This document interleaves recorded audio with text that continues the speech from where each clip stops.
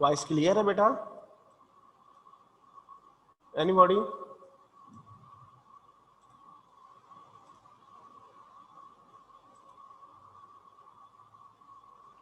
मोहम्मद अकबर, आवाज आ रही है आपको?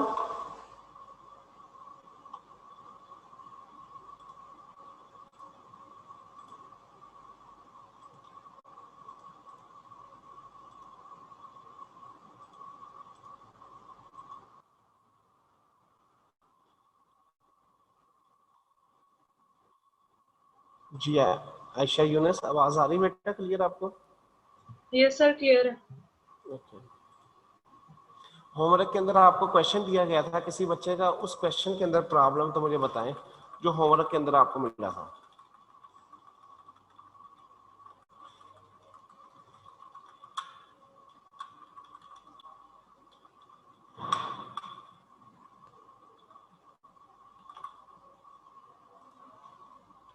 कोई क्वेश्चन नहीं किसी का भी? ओके, अब हम चलते हैं नेक्स्ट क्वेश्चन के ऊपर। जी सलाम। अस्सलाम वालेकुम सर। वालेकुम अस्सलाम जी बेटा। सर आपने एक इलस्ट्रेशन 15 करवाई थी, वो ग्राफ से। मैं जो अभी सर मैं अभी चलता हूँ उसके ऊपर, एक मिनट।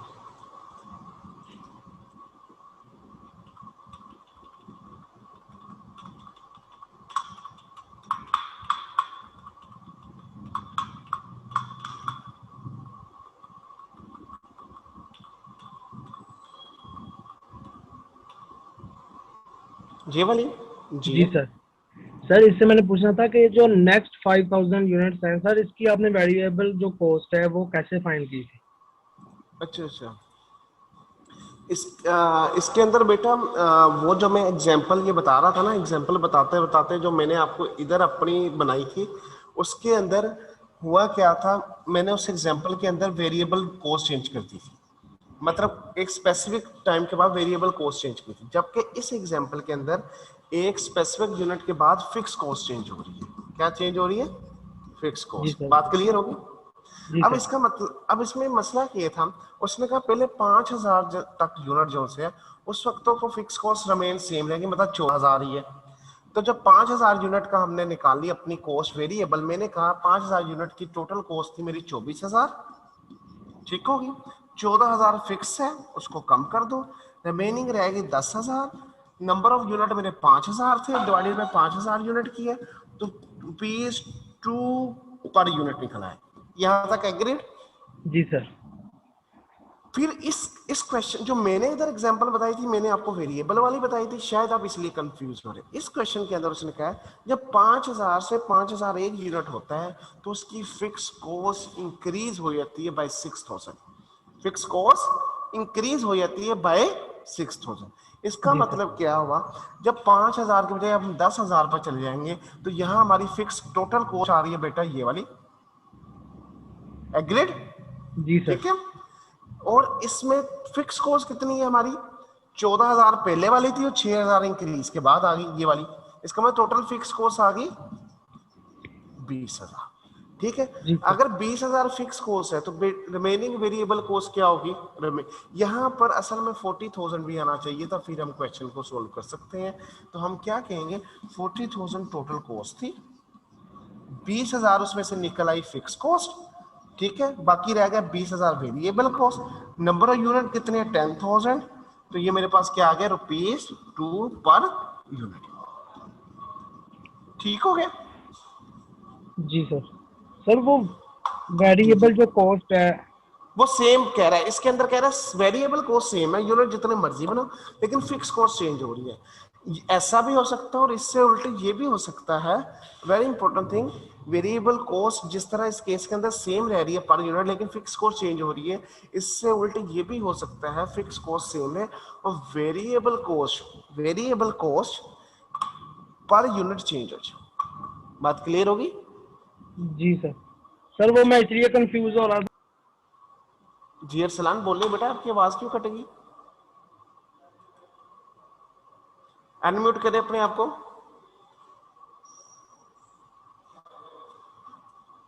अरसलान अपने आप को बेटा अनम्यूट करें। सर जी आवाज आ रही है?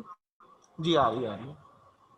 सर वो मैं कह रहा था, मैं इसलिए कंफ्यूज हो रहा था कि वो मैं ना ये 5000 यूनिट से डिवाइड कर रहा था, नेक्स्ट 5000 यूनिट्स नहीं लेकर। नहीं, वो अगर नेक्स्ट 5000 यूनिट को लेना ना आपने डिवाइड करने के लिए, बेटा फिर आपके पास अगर आप देखें 5 से 10,000 का मतलब आप इंक्रीमेंटल यूनिट ले रहे हो, एग्रीड? जी सर। तो फिर कॉस्ट भी इंक्रीमेंटल लो, फिर कॉस्ट भी तो इंक्रीमेंटल। फिर उसके लिए इंक्रीमेंटल कॉस्ट अगर मैं कहूं 24 से 40,000 के इंक्रीमेंटल कॉस्ट क्या आई? 16,000, एग्रीड? इसमें से 6,000 जी फिक्स कॉस्ट है, बिल्कुल सर। पीछे बच गया 10,000, वही आंसर आ गया। ठीक है सर, ओके बहुत शुक्रिया सर। ओके। एक जो लास्ट अटेम्प्ट आई है, इस हमारी लास्ट अटेम्प्ट थी बेटा स्प्रिंग 2021। इसका question number I think so 2 या 3 है, जो कि इस ग्राफ के रेलेवेंट है, वो 6 मार्क्स का आया हुआ। बेटा आपने वो परफॉर्म करना है, कल हम उसको डिस्कस करेंगे। सब बच्चों ने वो क्वेश्चन ग्राफ वाला करना है, फिर कल हम उस क्वेश्चन को डिस्कस करेंगे।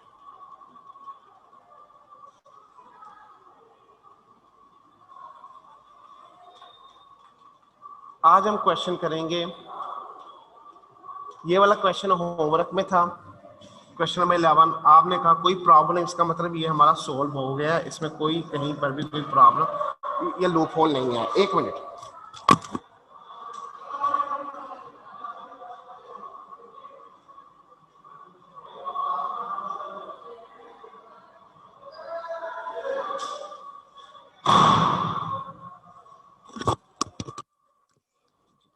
अब हम करते हैं क्वेश्चन नंबर 12 के ऊपर।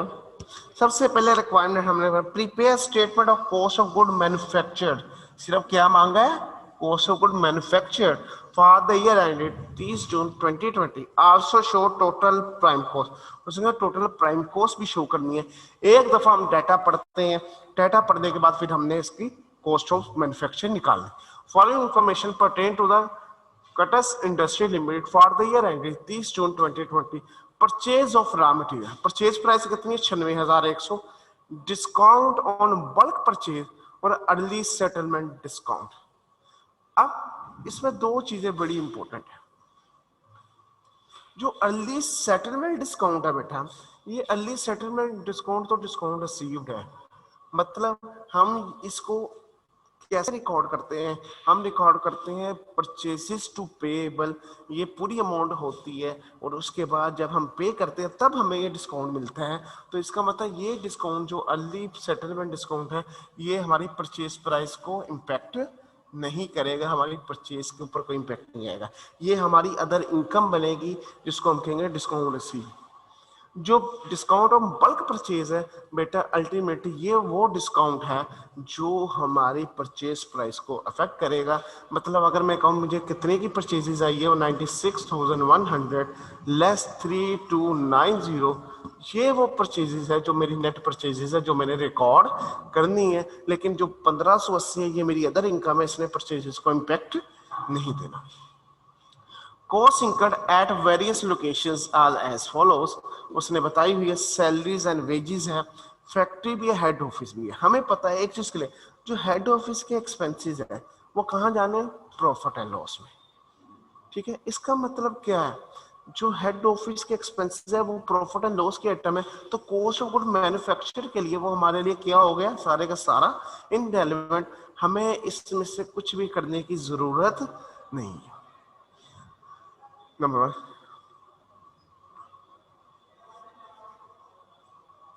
नंबर 2 क्या? उसने बताया सैलरी ऑफिस। ये जो ऑफिस की सैलरीज है, ये भी किसकी आएगी? सारे के सारा बेटा ये office profit and loss effect है, ये भी हमारे लिए इनरेलेवेंट हो गया। लेकिन रॉ मटेरियल और फिनिश गुड की आइटम्स हमारे पास इधर अवेलेबल है, जो salaries and wages raw material के लिए लगी है, अल्टीमेटली वो सारे का सारा हमारा कॉस्ट ऑफ एसेट का, कॉस्ट ऑफ इन्वेंट्री का हिस्सा बनेगी। लेकिन जो फिनिश गुड के ऊपर लगी है, फिनिश गुड वाली हमारा पीरियड कॉस्ट है, उसको हम बाद में देखते हैं, उसकी डिस्कशन करते हैं। Breakup of inventory is at 1 July और 30 जून। मतलब उसने बेटा आपको ओपनिंग क्लोजिंग बैलेंस दे दिए हैं, डेट इज ओपनिंग, इसको लिख लेते हैं, date is closing. Opening closing हमारे पास अवेलेबल है। Due to machine breakdown raw material costing rupees 1560 was lost during the production process, ये वो लॉस है जिसको हम क्या कहते हैं बेटा, ये अब नॉर्मल लॉस है। अब नॉर्मल लॉस कभी भी हमारी कॉस्ट ऑफ इन्वेंट्री का पार्ट नहीं बनते, तो इसकी एंट्री क्या करेंगे, अब normal loss debit to purchases credit, मतलब परचेजेस को इसके साथ कम कर देंगे ताकि हम इसको परचेजेस को अपनी कॉस्ट का हिस्सा ना बनाए। ये अब नॉर्मल लॉस हो गया। देखिए डाटा को मैंने सिस्टमाइज कर लिया, डाटा रिमूव कर दिया, इन रेलेवेंट के ऊपर मैंने निशान लगा दिए ताकि मुझे इस चीज़ की कोई परेशानी ना हो कि कौन सा डाटा रेलेवेंट है, कौन सा डाटा मेरे लिए इनरेलेवेंट है। मैंने अपनी आसानी पैदा करी। अब क्वेश्चन करना शुरू करते हैं हम बेटा। उसके लिए क्या करेंगे, हम अपना कॉस्ट ऑफ गुड मैन्युफैक्चर की अगर हमने स्टेटमेंट बनानी है, ऊपर कंपनी का नेम,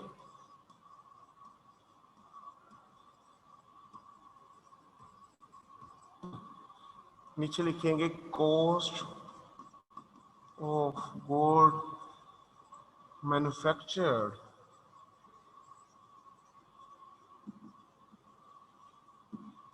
सबसे पहले ओपनिंग इन्वेंट्री। ये ओपनिंग इन्वेंट्री किसकी आएगी, रॉ मटेरियल की। परचेजेस, अब यहां पर परचेजेस दो तरह है, एक परचेजेस की वर्किंग भी कर सकते हैं, नहीं तो यहाँ पर सारा कुछ कर रहे हैं, लेकिन मैं कोशिश करता हूँ प्लेजिंग परचेजेस की वर्किंग सेपरेट कर लें ताकि हमारे पास इधर परचेजेस के नेट फिगर आएगी।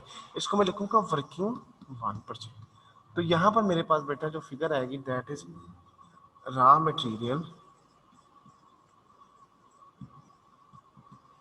कंज्यूम। इसमें ऐड क्या करेंगे, डायरेक्ट लेबर, तो मेरे पास बेटा आ जाएगा प्राइम कॉस्ट।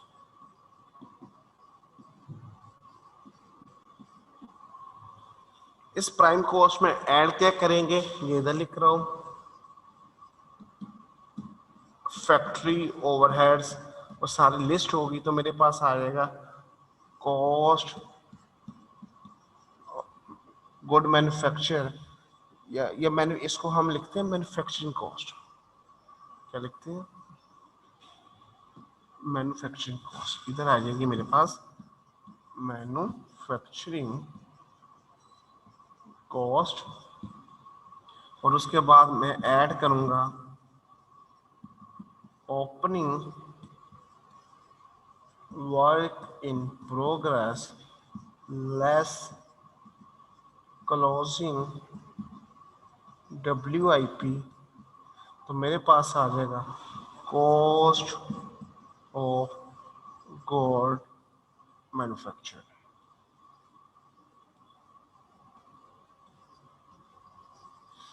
अब अगर कॉस्ट ऑफ गुड सोल्ड निकालना होता तो इसके नीचे मैं बना सकता था ओपनिंग क्लोजिंग इन्वेंट्री, और क्लोजिंग इन्वेंट्री कौन सी बेटा, फिनिश गुड की, और लेस क्लोजिंग फिनिश गुड, वहां से मैं कॉस्ट ऑफ सेल्स बना लेता या प्रॉफिट एंड लॉस में मैं ले जाता। अब सबसे पहले हम निकालेंगे बेटा अपनी इंफॉर्मेशन, और इंफॉर्मेशन से जहां जो चीज जा रही है उसको मैं लेके चले जाऊंगा। मैंने इधर परचेजेस की वर्किंग इसलिए शो की क्योंकि क्वेश्चन के अंदर ये देखिए परचेजेस का ये भी इम्पैक्ट आ रहा है, ये परचेजेस का ये भी आ रहा है, और हमने ये ब्रेक डाउन भी पढ़ा है, ये वाला ये भी आ रहा है। तो इसके लिए मैंने क्या किया, मैंने कहा एक छोटी सी हम वर्किंग बना लेंगे परचेजेस की, वहां से फिगर उठा के हम फाइनली ले आएंगे। वो वर्किंग अगर मैं इसी पेज पे बना लूँ तो मेरे लिए आसान होगा, ताकि वो पेज मुझे बार बार मूव करने की जरूरत नहीं है। इधर मैं लेट ये वर्किंग 1 लिख रहा हूँ परचेजेस के हवाले से, ये मैं इधर ही डाटा इसलिए लिख रहा हूँ, यहां से मैं परचेजेस की वर्किंग उठा। अब सबसे पहले इंफॉर्मेशन है परचेज प्राइस की, ये मैं लिखी परचेजेस 96,100, ये इधर से लिख दिया। उसके बाद discount on bulk purchases less कर दिया, डिस्काउंट कितने का है 3290। ये भी हो गया। और ये अर्ली सेटलमेंट डिस्काउंट, ये डिस्काउंट आएगा लेकिन ये जाएगा प्रॉफिट एंड लॉस अकाउंट में एज अ अदर इनकम, क्योंकि क्वेश्चन की रिक्वायरमेंट नहीं है। अगर क्वेश्चन की रिक्वायरमेंट होती तो मैं प्रॉफिट एंड लॉस का जो हिस्सा बना रहा होता, उस प्रॉफिट एंड लॉस के अंदर जो अदर इनकम आता मैं उसको उधर ले आता। अब नेक्स्ट देखते हैं cost incurred at various stages. जी शमसुल जमा। सर ये जो अर्ली सेटलमेंट डिस्काउंट है, इस डिस्काउंट की वजह से हमारी जो क्रेडिटर के ऊपर लायबिलिटी थी, उस लायबिलिटी में कमी वाक़या हुई है। मतलब जी पहले जो हम पेमेंट करनी थी उस पेमेंट में अब कमी वाक़या हुई है, तो उसकी वजह से हमारे अकाउंट्स में तो फैक्ट आएगा कि जो पहले पैसे देने थे उसमें अब कमी। वो आपको याद होगी, आपने वो एंट्री याद है, हम पढ़ते थे परचेजेस टू पेबल लेट 100 रुपया, बिल्कुल एग्रीड, जी क्लियर होगी। फिर क्या जी होता था, जब हम पेमेंट करते हैं हम कहते हैं पेबल, मुझे कहते हैं 10 रुपए का लेट डिस्काउंट मिला, पेबल 100 से डेबिट टू कैश 90 से 10 रुपए, ये वो डिस्काउंट है। तो ये डिस्काउंट कहाँ जाता था, प्रॉफिट एंड लॉस। जी बात क्लियर होगी। Yes sir. ओके, अब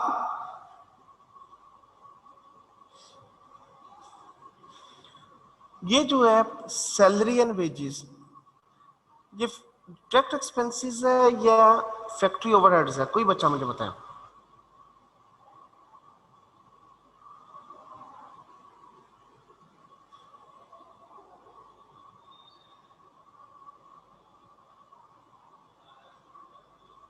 सैलरी एंड वेजेस ये डायरेक्ट एक्सपेंसेस है या बेटा मेरे कौन से एक्सपेंसेस है, इनडायरेक्ट एक्सपेंसेस है।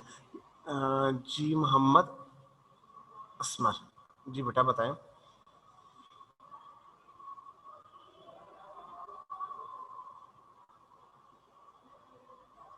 जी बेटा बोले।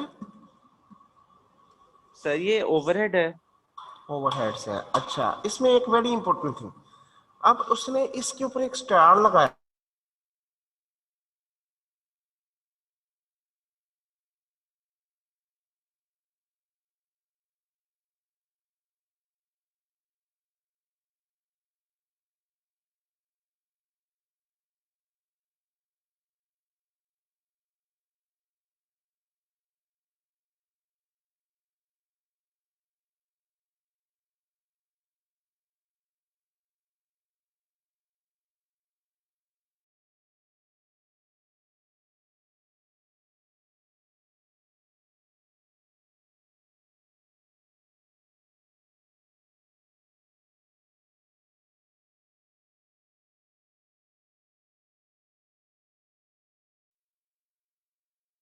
Recording in progress. 3160, ठीक है। उसके बाद ये एंट्री होगी, डेप्रिसिएशन लेंगे हम इधर फैक्ट्री ओवरहेड में, डेप्रिसिएशन 3500 जमा 150, ये जो 150 उधर से आया तो ये मेरे पास हो गया 3650। इसी तरह नेक्स्ट लेंगे हम रेंट की वैल्यू को, रेंट इज इक्वल टू क्या वैल्यू है उसकी, 3640 जमा 380, 3640 जमा 380, और इसका अगर हम टोटल करते हैं 3640 जमा 380 का, तो मेरे पास आता है 4020 रुपये। और लास्ट फिगर के आगे यूटिलिटीज जो कि 180 जमा 450 है, तो यहाँ मैं लिखूंगा यूटिलिटीज 2780 450। तो ये मेरी अगर दोनों को मैं जमा करूँ 2780 जमा 450, तो मेरे पास आ गया 3230। ये मैंने ये भी डाटा लिख लिया। अब यहाँ पर जो क्रॉस किया है ना, अगर तो बेटा मेरा साथ प्रॉफिट एंड लॉस का पार्ट होता तो इन फिगर को मैं इग्नोर ना करता, प्रॉफिट एंड लॉस में एक्सपेंसेस बनाना शुरू कर देता, क्योंकि क्वेश्चन के अंदर कॉस्ट एंड गुड मैन्युफैक्चर है, तो ये मेरे लिए रेलेवेंट नहीं हुआ। अब नेक्स्ट देखते हैं breakup value of inventory. Raw material का ओपनिंग क्लोजिंग दिया हुआ है, रॉ मटेरियल 6885, ये 6800 में ले लिया ओपनिंग और क्लोजिंग ले लिया 8500। जी शामी बेटा आपका क्वेश्चन है। सर ये आप ये सैलरी और वेजेस में 2300 बता दें कहाँ से आ गई। ये 2300, ये जो मैंने ये बताया ना 75% का, टोटल कितनी सर थी? वो 9200। एग्रीड? जी सर, यस सर। इसमें से इसकी में से 75% था लेवल ऑफ प्रोडक्शन के साथ। इसका मतलब 75% हो गया डायरेक्ट। अगर डायरेक्ट हो गया वो डायरेक्ट सैलरी एंड वेजेस में चलेगी। ये 25% है क्योंकि फैक्ट्री के साथ लगी है। अगर डायरेक्ट नहीं होगी तो वो कहाँ जाएगी? मेरी फैक्ट्री ओवरहेड्स में। क्लियर है? ये जी 9200 का 25% मैंने लिया हुआ बेटा। क्लियर होगी बात? ओके। अब मैंने ओपनिंग क्लोजिंग इन्वेंट्री का लिख लिया। अब मैं क्या करूंगा, जो वर्क इन प्रोग्रेस है उसका ओपनिंग क्लोजिंग जहां जहां आ रहा है वहां लिख देते। तो ओपनिंग 1980, क्लोजिंग 1600। देखिए ओपनिंग 1980 और क्लोजिंग 1600। जहां जहां फिगर आ रही है मैं सिर्फ फिगर पुट करता जा रहा हूं। इसी तरह फिनिश्ड गुड लिखेंगे। फिनिश गुड लिखने की जरूरत नहीं क्योंकि मैंने कॉस्ट ऑफ गुड सोल्ड नहीं निकालनी। अगर प्रॉफिट एंड लॉस बनाता तो उसके अंदर ये आता, तो ये भी मेरे लिए इनरेलेवेंट हो गया। Due to machine breakdown raw material costing rupees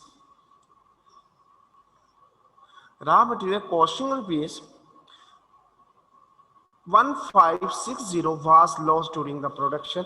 ये प्रोसेस, ये ब्रेक डाउन है। अब नॉर्मल लॉस है। अब नॉर्मल लॉस है तो बेटा इसकी एंट्री क्या होती है? अब नॉर्मल लॉस की एंट्री है परचेजेस अकाउंट क्रेडिट, और अब नॉर्मल लॉस डेबिट। मतलब इसने परचेजेस को क्या कर देना? कम कर देना। तो मैं लेस कर दूंगा अब नॉर्मल लॉस कितने से? 1560 से। तो यहां से मेरे पास नेट परचेजेस आ जाएगी। बेटा ये जो मैंने इधर बनाया दैट इज ये मेरी वर्किंग है परचेजेस के लिए। अगर मैं अब नेट परचेज निकालना चाहूँ तो मेरी निकल सकती है। वो है 96,100 माइनस 3290 माइनस 1560। तो मेरे पास आ जाएगी 94370, 94,370। तो ये मेरी बन गई 94,370। ये मेरी परचेजेस आ गई। अब प्लस इसमें ओपनिंग करेंगे 6800, लेस करेंगे बेटा इसमें से क्लोजिंग जो कि है 8500। तो मेरे पास आ जाएगा रॉ मटेरियल कंज्यूम डेट इन 92,670 रुपीज। ये मेरे पास आ गया raw material consume। any question up to here? any question beta?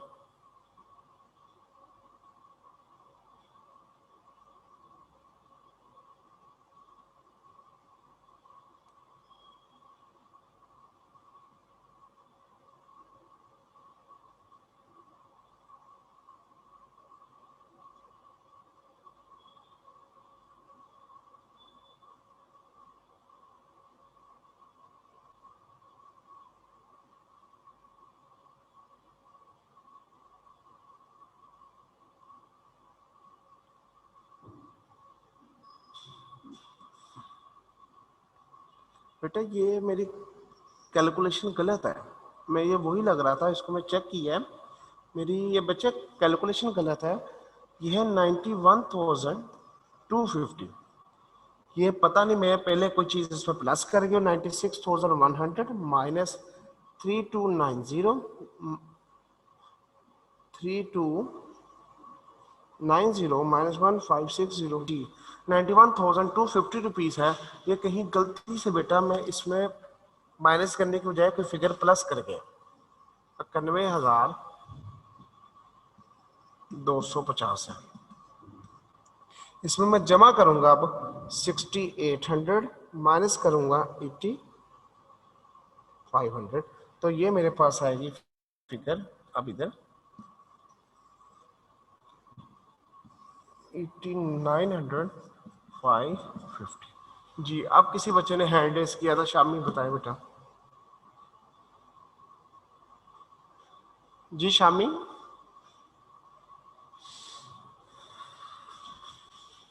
Shami बेटा।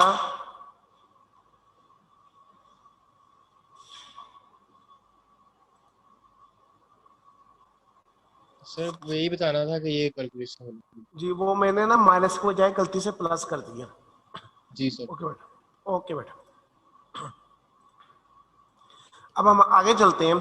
तो रॉ मटेरियल कंज्यूम आ गया। रॉ मटेरियल कंज्यूम में अगर हम डायरेक्ट लेबर को प्लस करेंगे तो बेटा हमारे पास जो आंसर आता है वो आता है 96,450 rupee. That is prime cost. Raw material consume में डायरेक्ट लेबर मैंने ऐड की तो मेरे पास प्राइम कॉस्ट आ गया। अब इस प्राइम कॉस्ट के अंदर मैं क्या करूंगा, अपने डायरेक्ट ओवरहेड्स जो फैक्ट्री ओवरहेड्स है इसको ऐड करूंगा। तो क्या करते हैं, कैलकुलेटर पे इसको ऐड कर लेते हैं। हमारे पास 96,450 प्लस 3160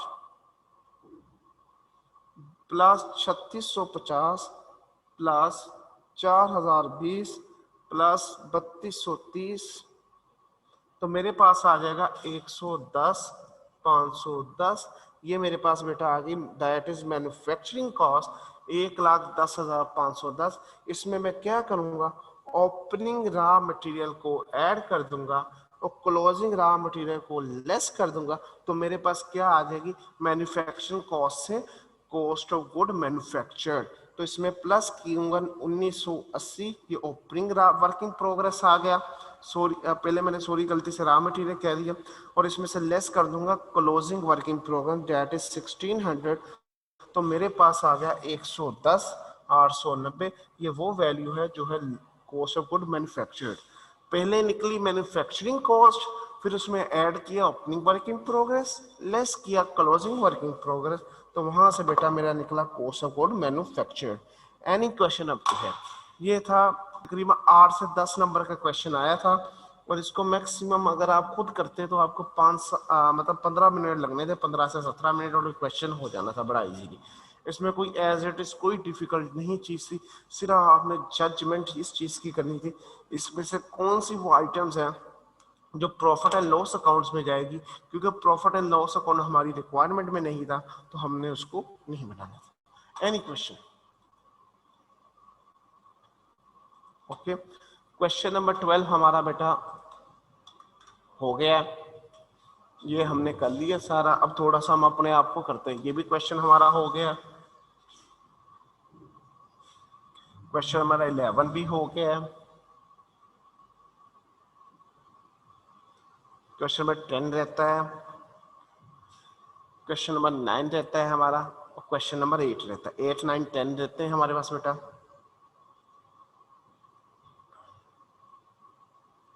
ये जरा मैं स्टार्टिंग से कर रहा हूँ, कोई बच्चा मुझे थोड़ा सा बता दे इसमें से कोई रहता है। ये इलस्ट्रेशन से बेटा हमने कर ली थी,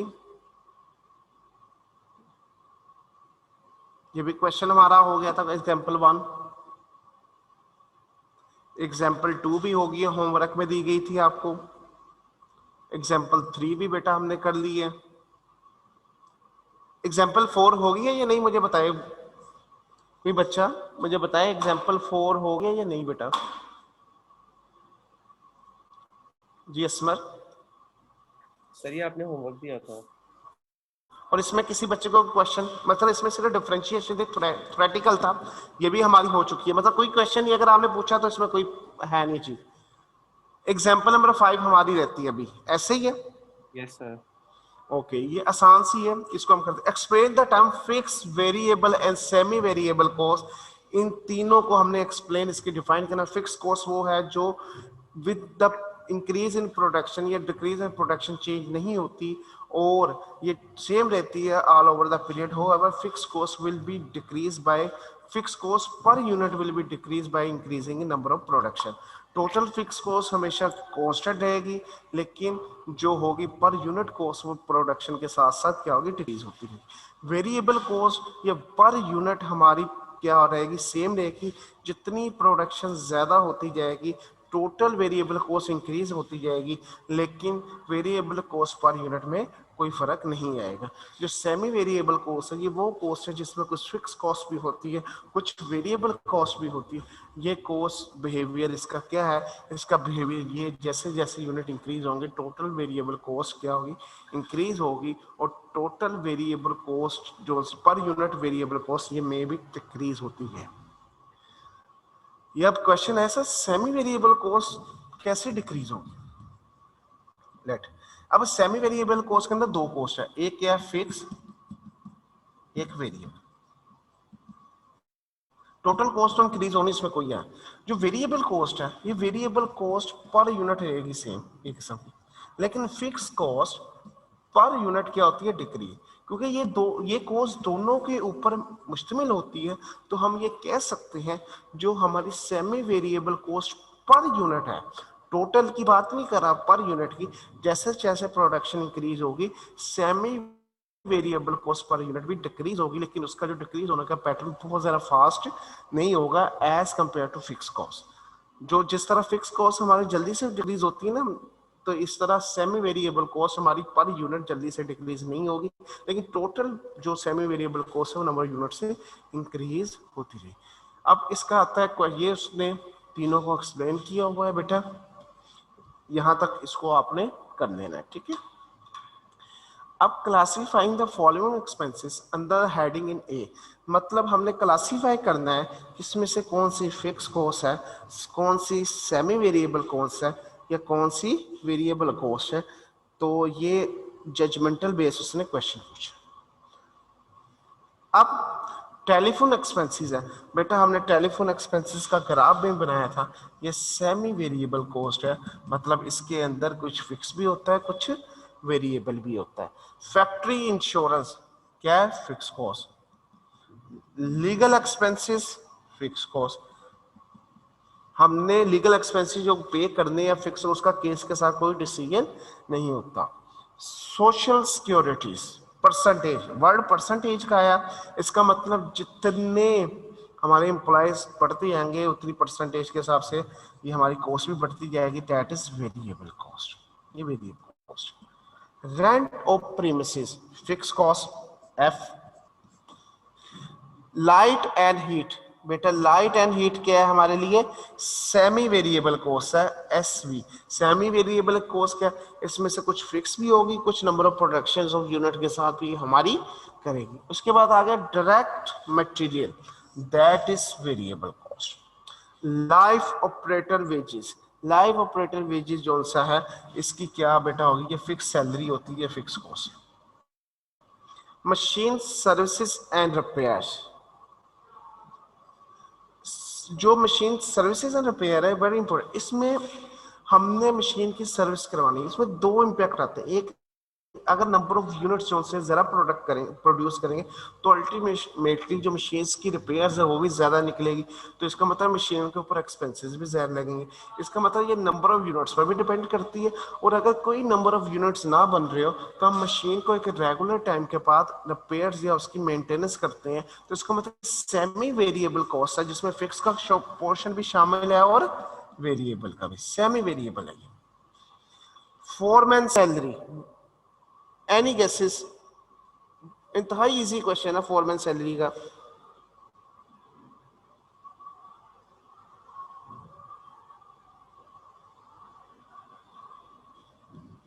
फिक्स फोरमैन सैलरी क्या, कॉन्ट्रैक्ट क्लीनिंग सर्विसेज बेटा, ये भी हमारे लिए क्या होगा, फिक्स कॉस्ट होगी, सॉरी सेमी वेरिएबल कॉस्ट। और लास्ट कैजुअल लेबर, जो कैजुअल लेबर होती है बेटा ये वेरिएबल होती है, जितने प्रोडक्शन बनाएंगे उतनी, लेकिन अगर कोई फिक्स लेबर है तो वो क्या होगी, फिक्स कॉस्ट हो जाएगी। इसका मतलब एक दफ़ा एग्जाम में ये भी क्वेश्चन आया है कि आप हमें क्लासीफाई करके बताएं कौन सी कॉस्ट वेरिएबल है, कौन सी फिक्स है, कौन सी सेमी वेरिएबल है, तो आपने उसको इस तरह क्लासीफाई करना था, ये उसने इसका बनाया हुआ है।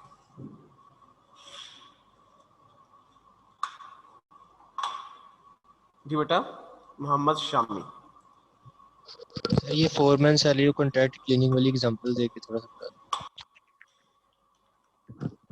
ये कॉन्ट्रैक्ट क्लीनिंग सर्विसेज की बात कर रहे हैं ना आप? दो। जी, और फोरमैन सैलरी अच्छा, दोनों जो मैं बता देता हूँ, जो कॉन्ट्रैक्ट क्लीनिंग सर्विसेज है ना, क्लीनिंग सर्विसेज से बना मेरी कोई मशीनरी है या मेरी कोई प्रेमिसेस है, मैंने उसका कॉन्ट्रैक्ट कर रहा है, उसको सफाई का उसके हवाले से। अब इसमें दो चीजें हैं, एक तो ये जो नॉर्मल सफाई वो तो करनी है, वो उसके क्लीनिंग सर्विसेज के हवाले से एक नॉर्मल जो हमारा कॉन्ट्रैक्ट तय पाता है कि आपने हर वीक के या हर मंथ के अंदर इतना काम करना है। नंबर 2, जब हमारी प्रोडक्शंस बढ़ती है तो प्रोडक्शंस बढ़ने के साथ साथ हमारा वर्क भी बढ़ता है, तो वर्क लोड की वजह से एक्स्ट्रा जो परफॉर्मेंस दी जाती है, तो उस हवाले से जो कॉन्ट्रैक्ट क्लीनिंग सर्विसेज है वो सेमी वेरिएबल बन जाती है। लेकिन इसमें जो सबसे अहम चीज, ये ओपन एंडेड डिबेट है। ओपन एंडेड डिबेट से मरा हम इसको अगर विद रीजन कहना चाहे तो कॉन्ट्रैक्ट क्लीनिंग सर्विस को हम फिक्स भी कह सकते हैं। हम कहें तो हमारा कॉन्ट्रैक्ट यही है, जो इतने मर्जी यूनिट्स प्रोड्यूस हुए हमने ये अमाउंट फिक्स ही पे करनी है, उसके लिए यूनिट कम या ज्यादा होने पर कोई नहीं है। तो उस सूरत में आप कहेंगे कॉन्ट्रैक्ट क्लीनिंग सर्विसेज क्या है, हमारे लिए सेमी वेरिएबल नहीं है, कौन सी कॉस्ट बन जाएगी, फिक्स कॉस्ट बन जाएगी। लेकिन एक नॉर्मल कोर्स ऑफ बिजनेस के अंदर जो कॉन्ट्रैक्ट्स और सर्विसेज परफॉर्म की जाती है, जिसमें क्लीनिंग कॉन्ट्रैक्ट आते हैं, उसके लिए एक नॉर्मल होती है, अगर कोई एडिशनल वर्क नहीं आया तो हम इतनी सर्विसेज प्रोवाइड करेंगे, जिसके लिए फिक्स ये होगा। लेकिन अगर कोई एडिशनल वर्क आया या कोई सर्विस प्रोवाइड की तो हमने यूनिट ऑफ प्रोडक्शन के हवाले से अपनी कॉस्ट को भी इंक्रीज करना है। तो उस वजह से वो जो कॉन्ट्रैक्ट के अंदर होंगे पैसे, उसको हम कहेंगे semi variable cost. Semi variable cost या कॉन्ट्रैक्ट ये होता है कि हम क्लीनिंग मशीन की करते रहेंगे, लेकिन अगर मशीन ने 1000 से ज़्यादा यूनिट बनाना शुरू कर दिए तो एडिशनल यूनिट की वजह से हमने 10 पैसा 20 पैसा या 1 रुपया पर एडिशनल यूनिट क्लीनिंग सर्विसेज के मजीद चार्ज करने हैं। तो that is semi variable cost, जिसको हम इन अदर वर्ड एक फोटोकॉपी की एग्जांपल में भी क्वेश्चन के अंदर दिया हुआ था कि फोटोकॉपी का एक फिक्स रेंट उसने दे दिया 20,000 और ₹2 पर यूनिट वो लेगा, चार्ज करेगा अगर कोई फोटोकॉपी निकलेगी। तो दैट इज सेमी वेरिएबल। जो फोरमैन सैलरी है, फोरमैन सैलरी फिक्स ये है, फोरमैन का काम होता है, फोरमैन सबसे पहले बेटा आप बताएं कहते किसे है? अरसलान आपने क्वेश्चन पूछा था।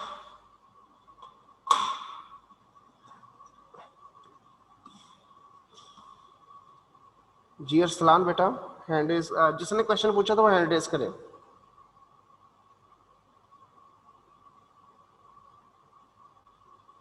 शाम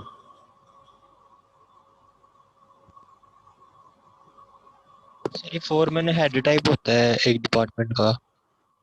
अच्छा, और इसका काम क्या होता है? लेबर से जितने भी होते हैं एम्प्लॉयज उनको हैंडल करना, उनकी ड्यूटीज वगैरह लगाना, निगरानी करना, इन शॉर्ट, ठीक है ना, निगरानी करना। ये जो फोरमैन सैलरी होती है इसकी निगरानी, जिस तरह हमारे कोई एडमिन एक्सपेंसेस होते हैं ना, कोई एक फिक्स सैलरी पर पर्सन रखा जाता है, हम फोरमैन को भी अपनी फिक्स सैलरी के ऊपर रखते हैं, उसकी एक फिक्स सैलरी होती है। फोरमैन को कभी भी इस तरह नहीं रखा जाता अगर 10,000 यूनिट बनेंगे तो आपकी ड्यूटीज ये है 20,000। मतलब फोरमैन की जो एक नॉर्मल सैलरी, वो कौन सी सैलरी होती है? फिक्स। ये आपको अपनी एग्जाम, जी जी क्या पूछने लगे थे? तो सर अगर लेबर ज्यादा हो जाएगी, वो कहेगा मैं ज्यादा लेबर की निगरानी कर रहा हूँ तो मुझे ज्यादा वो तो बेटा देखिए इस तरह करके लेट मैं टेलीफोन चार्जेस हमने सेमी वेरिएबल का है। क्या है? Semi variable. मैं कहता हूँ अगर टेलीफोन हमने कहा जितना मर्जी इस्तेमाल करो, हमने देना ही 1,00,000 रुपया बिल है, अब ये फिक्स हो गया, बताओ बात के लिए। ये डिबेटेबल चीजें हैं, इसमें according to wording, according to चीजें चेंज हो। लेकिन यहाँ पर जो हमने डिसीजन देना वो एक नॉर्मल, जो फोरमैन नॉर्मली फिक्स सैलरी होती है, contract cleaning services normally semi variable cost होती है। कैजुअल लेबर से मुराद क्या, जो हम प्रोडक्शन के लिए यूज करते हैं, ये कौन सी है? वेरिएबल कॉस्ट है। बात समझ लगी? ये जैसे डायरेक्ट मटेरियल वेरिएबल कॉस्ट है, ये एक नॉर्मल सी चीज है जो हमने पढ़ी है, लेकिन ये डिबेटेबल है।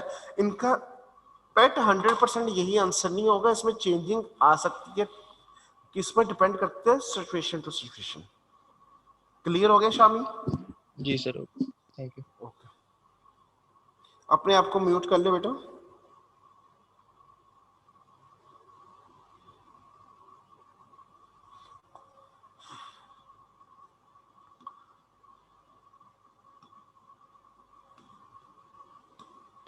ये एग्जाम्पल 6 आपके लिए होमवर्क है, मैं कल आपको कराऊंगा, लेकिन उससे पहले बेटा आपने इसको परफॉर्म करना है, ठीक है? एग्जाम्पल नंबर 6 और एग्जाम्पल नंबर 7 स्पेयर, ये जो है आपका describe any 3 major difference between financial accounting, cost and management accounting. Theoretical question है, इसको आपने डिस्कस खुद एक दफा पढ़ लेना है। इसके बाद हमारे अब जो क्वेश्चन रह गया है किस्म के क्वेश्चन नंबर 6, 8, 9, 10, ये 4 क्वेश्चन हमारे रह गए हैं बेटा।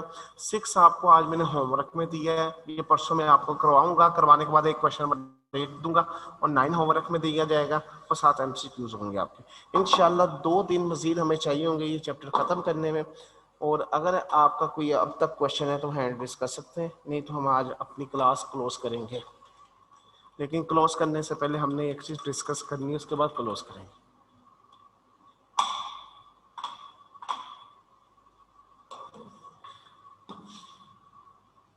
जी मोहम्मद असमर। सर कल कॉलेज ओपन हो रहा है फिर? बेटा ये आपके ग्रुप के अंदर इंशाल्लाह अनाउंस हो जाता है थोड़ी देर में, ठीक है। असल में कुछ बच्चे ऐसे हैं जो आ रहे हैं आउट ऑफ सिटी के हैं, तो उनको हॉस्टल्स प्रॉब्लम है, मे भी कल ना हो, परसों से ओपन हो या कल से ओपन हो, आपके ग्रुप्स के अंदर इंशाल्लाह अनाउंस हो जाएगा। वो क्लियर हो गए? ओके सर, जी thank you. Okay.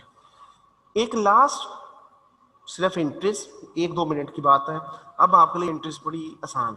Following journal entries are made in order to record production and inventory cost in manufacturing environment. Manufacturing environment के अंदर हमने अभी देखे कॉस्ट ऑफ गुड्स सोल्ड की एक बेटा वो पड़ी हुई है। कॉस्ट ऑफ गुड्स सोल्ड मतलब हमने पूरी स्टेटमेंट पढ़ी। अब आपने उस स्टेटमेंट को अपनी जहन में रखना है। आप देखेंगे कि ये कितना आसान होगा। मतलब प्रोसेसिंग ये होती क्या है? सबसे पहले हम रॉ मटेरियल परचेस करते हैं, ठीक है। उसके बाद इस रॉ मटेरियल में से रॉ मटेरियल हमारा जाता है work in progress total department. इसमें जो हमारे प्रोसेस होते हैं वो 3 तरह के प्रोसेस। प्रोसेस से मुराद, प्रोसेस को समझिएगा, एक होता है रॉ फॉर्म, फिर होता है वर्क इन प्रोग्रेस जहां काम हो रहा होता है, फिर निकलती है फिनिश गुड। रॉ के अंदर क्या आते हैं हमारी, मतलब रॉ मटेरियल चले जाता है हमारा वर्क इन प्रोग्रेस के अंदर। और वर्क इन प्रोग्रेस के अंदर क्या होता है, हमारी लेबर लगती है। वर्क इन प्रोग्रेस में लगती है हमारी लेबर। वर्क इन प्रोग्रेस के अंदर हमारी लगती है एफएच। और फिर जो प्रोडक्ट कंप्लीट हो जाता है इन 3 के कॉम्बिनेशन से, वो फाइनली हमारा ट्रांसफर हो जाता है फिक्स या फिनिश गुड के अंदर। इसका मतलब सबसे पहले हम रॉ मटेरियल परचेज करेंगे, फिर रॉ मटेरियल को शिफ्ट करेंगे वर्क इन प्रोग्रेस में। इसी तरह लेबर को शिफ्ट करेंगे वर्क इन प्रोग्रेस में, एफओएच को शिफ्ट करेंगे वर्क इन प्रोग्रेस से, और जो फिनिश गुड बन जाएंगे उनको वर्क इन प्रोग्रेस से निकाल के हम फिनिश गुड में ले जाएंगे। ये छोटा सा एक कॉन्सेप्ट है जो इसके ऊपर है। अब इसका अगर आप देखें, ये देखें उसने एक बनाया भी हुआ है समझाने के लिए आपको। कोर्स के अंदर direct material, direct labour, production overheads, non production over, ये उसने कोर्स को 3 हिस्सों में डिवाइड किया। उसके बाद उसने क्या किया बेटा, डायरेक्ट मटेरियल, पहले डायरेक्ट मटेरियल परचेज किया, फिर डायरेक्ट मटेरियल से निकाला वर्क इन प्रोग्रेस में ले गए, डायरेक्ट लेबर से निकाला वर्क इन प्रोग्रेस में ले गए, प्रोडक्शन से निकाला वर्क इन प्रोग्रेस से ले गए, और यहाँ से जो वर्क इन प्रोग्रेस टोटल हुआ उसको हमने निकाल के फिनिश गुड में ले गए। मतलब टी अकाउंट में अगर मैं बात करूं सिर्फ डायरेक्ट मटेरियल के हवाले से, डायरेक्ट मटेरियल उसने पहले जब परचेज की एंट्री की, परचेजेस अकाउंट या direct material debit to payable या कैश क्रेडिट, लेट 100 रुपए की परचेजेस है वो इधर। इसमें से जो रॉ मटेरियल कंज्यूम हुआ, जो निकला, वो जो हम रॉ मटेरियल कंज्यूम करते थे, और रॉ मटेरियल कंज्यूम की एंट्री क्या की, डायरेक्ट मटेरियल क्रेडिट किया लेट 80 रुपीज के साथ, और डेबिट क्या कर दिया हमने वर्क इन प्रोग्रेस को, ये वर्क इन प्रोग्रेस में ले गया। फिर उसके बाद क्या किया, जो डायरेक्ट लेबर थी हमारी लगी वो भी इस वर्क इन प्रोग्रेस के अंदर आ गई, और डायरेक्ट एक्सपेंसेस वो भी इस वर्क इन प्रोग्रेस से आ गए। और यहाँ से बेटा जो हमारे कंप्लीट हुए वो फिनिश गुड के अंदर ट्रांसफर हो गए। ये वो सीक्वेंस है जिसको हम कहते हैं, ये हमारे कॉस्ट फ्लो है, इसको हम क्या कहते हैं, हमारा कॉस्ट फ्लो। इसकी एंट्रीज देखते हैं। सबसे पहले raw material inventory debit to account payable credit, ये वही एंट्री है जो हम सबसे पहले करते हैं, ठीक है। उसके बाद क्या है, factory payroll debit to wages payable debit, मतलब जो हमारे वेजेस है पेएबल, हमने उसकी एंट्री कर ली। इस फर्स्ट वाली एंट्री की शक्ल में क्या हुआ, हमारा रॉ मटेरियल का क्या बन गया, एक टी अकाउंट बन गया जिसके अंदर इधर आ रहा होगा परचेजेस के हवाले से लेट 100 रुपये। और दूसरा हमारा क्या बना, इसके अंदर पे रोल का एक वेजेस का अकाउंट बन गया जिसमें पे रोल आ रहे होंगे इधर 80 रुपए और वो पेएबल है, उसकी एंट्री कर दी। इसी तरह नेक्स्ट जो ओवरहेड्स है मैन्युफैक्चरिंग ओवरहेड्स, हमने उसको एक्सपेंस को डेबिट किया और एक्यूमुलेट डेबिट या अकाउंट पेबल या कैश कुछ भी हो सकता है उसको क्रेडिट कर दिया ताकि वहां से हमारे पे रोल। जब ये 3 एंट्रीज होगी तो बेटा मेरे पास रॉ मटेरियल का भी एक टी अकाउंट आ गया, उसका लेबर का भी आ गया और ओवरहेड्स का भी आ गया। एफओएच, लेबर और मटेरियल।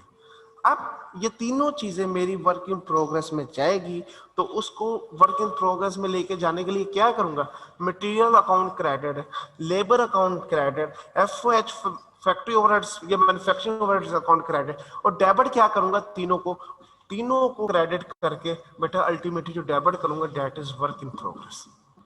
मतलब ये चीजों को मैंने कहा ना मैंने अपनी मैन्युफैक्चरिंग में ले गया और वर्क इन प्रोग्रेस में जो चीजें फिनिश गुड में कन्वर्ट होगी वहां से फिर वर्क इन प्रोग्रेस को क्रेडिट करके फिनिश गुड डेबिट कर दूंगा। ये उसने 4 एंट्री की, work in progress inventory debit to raw material credit. ये जो क्रेडिट वाली एंट्री है ये वाली उसने लेके गया।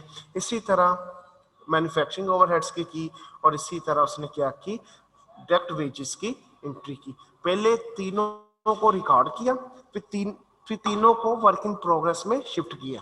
इन शॉर्ट ये भी कह सकते हैं डायरेक्ट वर्क इन प्रोग्रेस में भी लेके जा सकते थे, लेकिन उसने क्या किया, मटेरियल जो कंज्यूम हुआ उतना मटेरियल लेके वर्क इन प्रोग्रेस में, जो लेबर यूज है उस लेबर को क्रेडिट करके वर्क इन प्रोग्रेस में ले गए और फैक्ट्री ओवरहेड्स को क्रेडिट करके कहाँ ले गए, वर्क इन प्रोग्रेस में।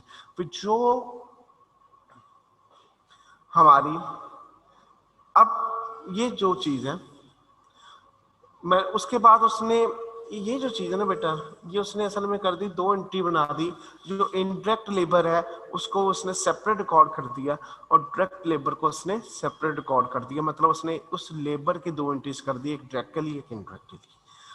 अब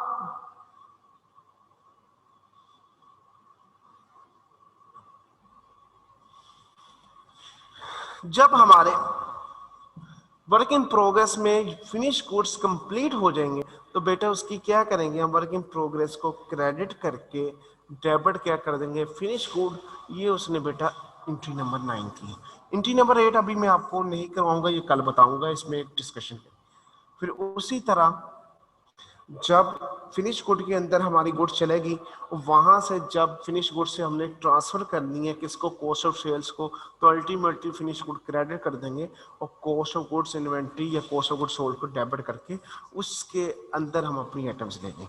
इसका मतलब फ्लो की एंट्रीज क्या हुई, सबसे पहले मटेरियल रिकॉग्नाइज, मटेरियल क्या है, मटेरियल डेबिट कैश क्रेडिट या पेएबल क्रेडिट, लेबर क्या है पेरोल या wages debit to payable credit, और ओवरहेड्स को हमने रिकॉग्नाइज कर लिया, उसका क्या एंट्री की, overheads debit to cash credit. उसके बाद हमने इन तीनों चीज़ों को ट्रांसफर किया वर्क इन प्रोग्रेस के अंदर, हमने मटेरियल क्रेडिट किया, हमने लेबर क्रेडिट की, हमने मैन्युफैक्चरिंग ओवरहेड्स को क्रेडिट किया, हमने नॉन मैन्युफैक्चरिंग ओवरहेड्स को क्रेडिट किया और डेबिट किसे किया, इन चारों का रेलेवेंट वर्क इन प्रोग्रेस को। और जब हमारी चीज़ें कंप्लीट होगी तो फिर बेटा हम वर्क इन प्रोग्रेस से चीज़ को निकालना था तो वर्क इन प्रोग्रेस क्रेडिट हो गया क्योंकि फिनिश गुड बन गई, फिनिश गुड में ट्रांसफर होगी तो फिनिश गुड को हमने डेबिट कर दिया।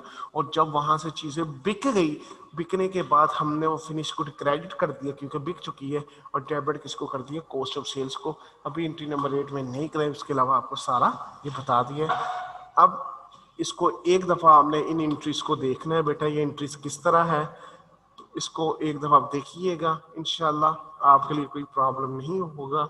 अगर कोई प्रॉब्लम हो तो बेटा मैं कल आपके साथ डिस्कस इसके रेलेवेंट भी कर दूंगा। आज के लिए इतना ही, अल्लाह हाफिज़।